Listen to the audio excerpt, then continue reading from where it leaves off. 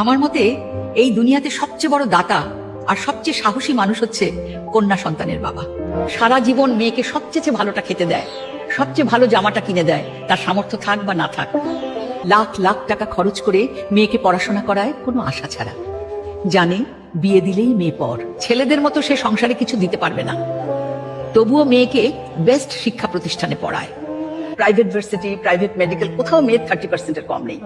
অথচ এই লাখ লাখ খরচের আউটপুট অলমোস্ট শূন্য আমাদের দেশে। কোনো মেয়েই তার বেতন বাবার হাতে তুলে দেয় না, দিতে পারে না, দিলেও বাবা তা নেন না। সমাজটাই এইরকম।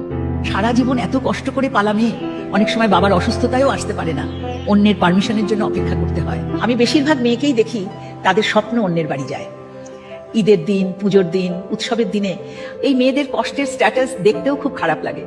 তবুও কন্যাদান তো করতেই হয় বুকে পাথর চেপে। যে মেয়েকে কোনোদিন একটা বকা দেয়নি, অন্যের বাড়িতে তার সাথে কেমন ব্যবহার করবে সেই শঙ্কা বুকে রেখে মেয়েটাকে বিদায় করা অসীম সাহসী মানুষ বাবা। আমি সত্যি জানি না এই সাহস বাবা। আমার মতে